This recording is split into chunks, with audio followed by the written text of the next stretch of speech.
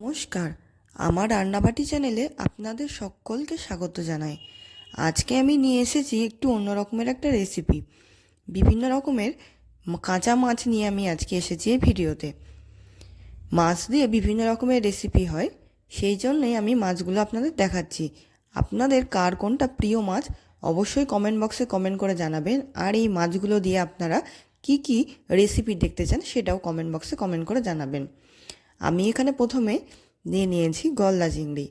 গলদা চিংড়ি আমাদের এখানে 600 থেকে 650 টাকা করে কিলো। আর আপনাদের ওখানে কোন মাছটা কত টাকা করে যাচ্ছে সেইটাও অবশ্যই কমেন্ট বক্সে কমেন্ট করে জানাতে ভুলবেন না। এরপর আমি এখানে নিয়ে নিয়েছি আমার প্রিয় পাবদা মাছ, যেটা ছিল 400 টাকা করে কিলো। আমি এখানে কয়েকটা পাবদা মাছও নিয়ে নিয়েছি।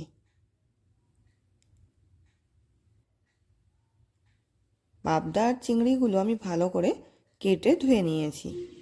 এরপর আমি এখানে নিয়ে নিচ্ছি কিছু কুচো চিংড়ির থেকে সামান্য বড় আর বাগদা চিংড়ির থেকে সামান্য ছোট সাইজের কিছু চিংড়ি। এই চিংড়িটা আমি পেয়েছি 450 টাকা করে কিলো।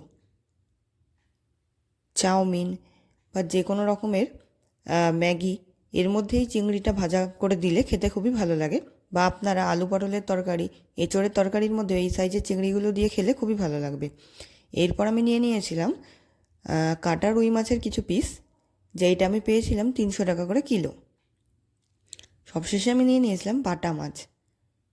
বাটা মাছের আপনাদের ঝাল খেতে ভালো লাগে না বাটা মাছ ভাজা খেতে ভালো লাগে, কমেন্ট বক্সে অবশ্যই কমেন্ট করে জানাতে ভুলবেন না। আমি বাটা মাছ নিয়েছিলাম 25 টাকা পোয়া করে। সব মাছগুলো আমি কেটে ভালো করে গুছিয়ে নিয়েছি থালায়। এইখানে নিয়ে নিয়েছি গলদা চিংড়ি আর পাবদা। আপনাদের কার কোন মাছটা প্রিয় অবশ্যই কমেন্ট বক্সে কমেন্ট করে জানাবেন। আর আপনারা কোন মাছের কোন রেসিপিটি দেখতে চান সেটাও কিন্তু কমেন্ট বক্সে জানাতে ভুলবেন না। আর আপনাদের কোন মাছ দিয়ে প্রিয় রেসিপি কোনটি সেটিও অবশ্যই বলবেন।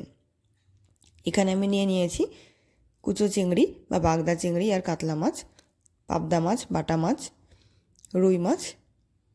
আমার এই ভিডিওটিতে অবশ্যই লাইক করবেন, চ্যানেলটিতে সাবস্ক্রাইব করবেন আর কমেন্ট বক্সে কমেন্ট করে জানাতে ভুলবেন না। আর এই অন্য রকমের একটি ভিডিও দেখার জন্য আপনাদের সকলকে অসংখ্য ধন্যবাদ।